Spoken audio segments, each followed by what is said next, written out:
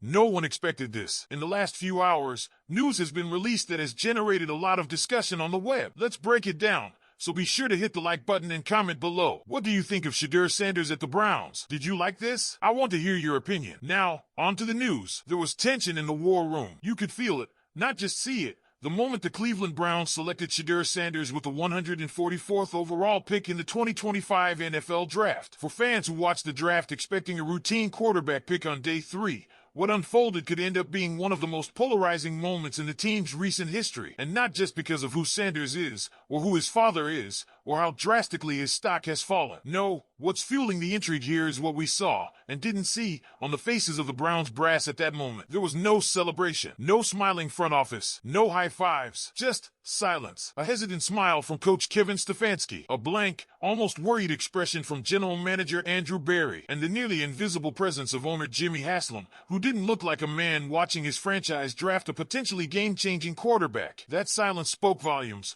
and it's generating the kind of speculation that could make an entire fan base nervous. Let's rewind. This wasn't just any draft for the Browns. With Deshaun Watson's injury clouding the future and the team's QB carousel spinning wildly for years, Cleveland came into 2025 needing stability and identity under center. 8 different starting quarterbacks have come and gone since Baker Mayfield. For last season alone, Haslam even acknowledged, for the first time, that the Watson trade was a failure, calling it our big swing and miss. That rare admission opened the door for a new era, and fans were told Haslam would stay hands-off going forward. Let Berry and Stefanski do their jobs. But that's where things start to unravel. The Browns took Oregon's Dillon Gabriel in the 3rd round. Solid pick, high floor, Coach Stefanski's guy. Then, 2 rounds later, they pulled the trigger on Shedeur Sanders, a name with gravity, a player with upside, but also baggage. And it wasn't just about his fall from potential first-rounder to a 5th-round flyer. It was about who wanted him in the room and who didn't. Reports from Pro Football Talk and Benjamin Albright point to a rift. Internal discussions. Draft strategy not aligning. Some wanted other quarterbacks. Some had character concerns. Some saw upside worth gambling on. But when ownership speaks, decisions tend to follow. That's what Albright said, and it adds fuel to the theory that Haslam might have influenced this pick despite saying otherwise just weeks ago. Make no mistake, Shedeur Sanders is a talented player. He's accurate. He moves well. He sees the field. He's the 2024 Johnny Unitas Award winner,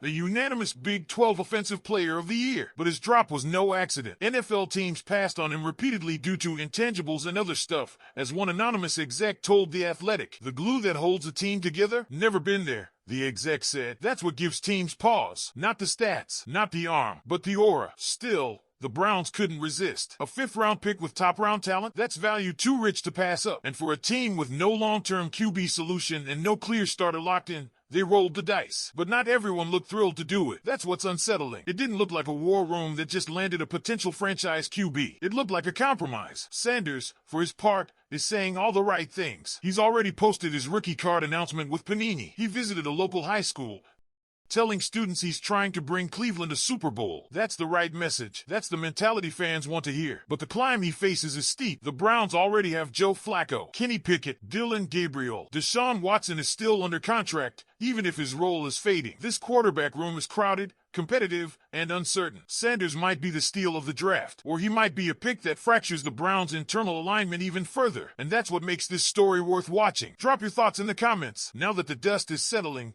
Browns fans are left asking the million-dollar question. What's next for Shedeur Sanders? More importantly, what's next for this franchise that's spent over a decade searching for a savior at quarterback? To understand what Shedeur is walking into, we need to look beyond just the pick. This is about legacy, pressure, and a locker room culture that's quietly fragile. The last time the Browns were in this much quarterback limbo, it was post-Mayfield and pre-Watson. The Watson experiment didn't just fail, it shattered trust. Trust between fans and ownership, between players and leadership, and potentially between the GM and the owner. That's why every move this offseason has been under a microscope. When Berry signed Joe Flacco and traded for Kenny Pickett, it looked like the Browns were building depth, not betting on a future star. Then they took Dillon Gabriel, who Stefanski reportedly preferred, a mobile, efficient, coachable quarterback. That pick made sense. The war room smiled. Stefanski looked relieved. And then came Sanders. When a quarterback like Shedeur falls to the 5th round, there are only 2 explanations: red flags or misevaluation. But when a quarterback like Sanders, big name, big personality, son of Dion, lands on a team already rumored to be fractured on draft strategy, the pick becomes political. Remember, this wasn't just a standard scouting decision. The Browns' entire front office, coaches, and yes, ownership traveled to Boulder before the pro day to meet Sanders and Travis Hunter. That's not normal. Teams don't send the full caravan unless there's a deeper agenda. Stefanski said Shedeur was raised the right way and a heck of a football player. Barry defended the pick, calling it mispriced and saying Sanders could outproduce his slot. But the looks on their faces, they said something else. This wasn't joy. It was resignation. The type of body language that tells you the pick was made, but not unanimously. Still, let's not overlook what Shedeur brings to the table. He's a former All-American. He lit up the Big 12. His college career includes elite-level accuracy and moments of poise that scouts fell in love with early in the draft process. And despite the narrative around intangibles, Shedeur has consistently shown confidence, leadership, and charisma that, if harnessed, can be infectious in a locker room. He's also no stranger to the spotlight. With a social media following in the millions and a father whose voice carries across the sports landscape, Shedeur is walking into the league with more eyes on him than most day 3 picks ever get. That pressure could break some players, or it could forge a chip on the shoulder that turns into something special. So where does he fit? Right now, Shedeur is QB4 on the depth chart. He's behind a Super Bowl MVP in Flacco, a still-developing Kenny Pickett, and a third-round pick in Gabriel who already has Stefanski's backing. And Deshaun Watson, for all his issues, is still under contract with guaranteed money. But if we've learned anything about the NFL, and the Browns in particular, it's that quarterback depth charts are written in sand. Injuries happen, performances fluctuate, and media pressure can shift the narrative overnight. One preseason game, one training camp breakout, one injury, and suddenly, Shedeur Sanders could be under center in Cleveland. That's what makes this story magnetic. It's not just about what Shedeur is. It's about what he represents. A gamble, a fracture, a possible spark. And let's not forget the ripple effects. The Browns drafted 2 running backs, Quentin Judkins and Dylan Sampson, signaling a fresh backfield. That move likely spells the end for Nick Chubb in Cleveland, though reports suggest the door isn't fully closed. Chubb, beloved and battle-tested, is drawing interest from the Chicago Bears. If Chubb moves on,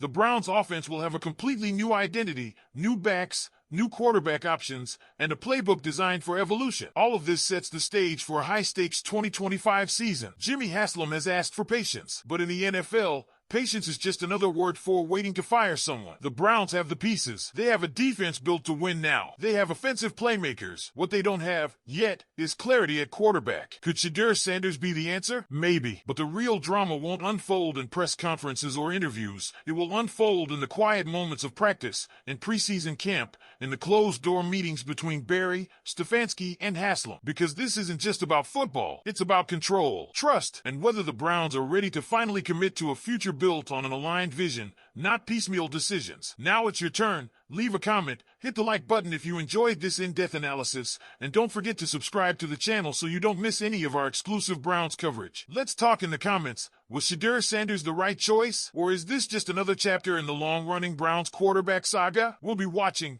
Dawg Pound. Go Browns!